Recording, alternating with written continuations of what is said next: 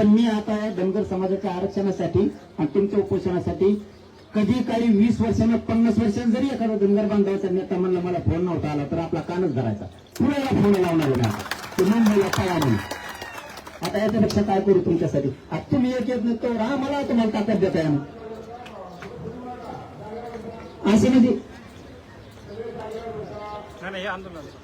थांब ना म्हणा बंद झालं का त्याला कीर्तन सर त्याला काय बंद म्हणा हे थांब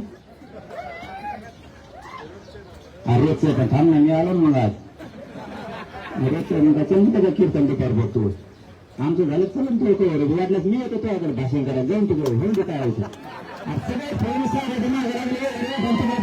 सगळे मी पदासंबंध नाही चालत, सगळे ऍक्टिव्हिटी करायला लागते.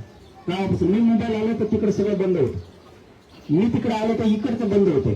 त्याला ना तुम्हाला आतून वेदनाच का व्हायनात मला कळणार, तुम्हाला कोणत्या भाषेत बोलावं मला हेच कळत नाही. बरं तुम्हाला आरक्षण मिळालं मला काय फायदा आहे?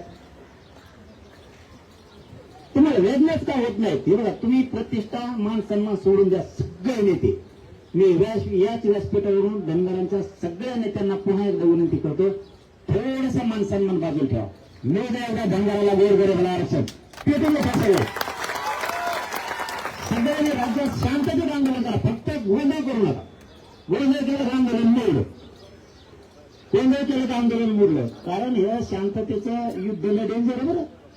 हे कोणाला धडमोडता येत नाही काहीच नाही. आमचा एक साहेब यायचा माझ्याकडे तिथं ते म्हणत सरकारला मोकार असतंय असं ऐकत नाही त्याला जरा दाखवायला लागतं. म्हणलं टाक मोडून आमचं आरक्षण तूच सांगायला आणि गुताला तूच पुन्हा गुताला वडाला तेच येणार ना पोलीस पुन्हा.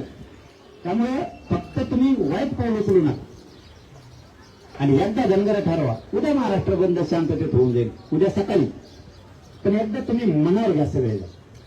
आम्ही कुठेही कमी पडणार नाहीत, कुठे जायफळ करायची गरज नाही, दगडफेक करायची नाही आणि ते तर करूच नका. आम्ही शांततेत आलो, शांततेत गेलो. आता ते सांगणं गुन्हा आहे का? परत तुम्ही म्हणायचं तसंच करतो काय हो? आता तेच म्हणत ते म्हणत तुम्ही तसं केलं, मग आता आम्ही म्हणायला गेले ते म्हणते तसंच केलं. आता सांगा तर लागेल आम्ही काय केले, काय डावपेच केले. पण मी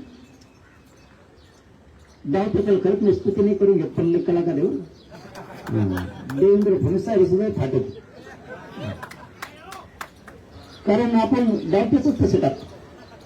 त्यांनी माझ्यावर जे नव्हतं डावपेच टाकलेले, जे नाही ते तुमच्यावर एक बी डाव टाकला नाही त्यांनी, आणखी एक पण. माझ्यावर 2-2 यासाठी बसवलं फडणवीस साहेबांनी, 2-2 तरी पत्त्याने त्यांनाच जार काढायला लावला.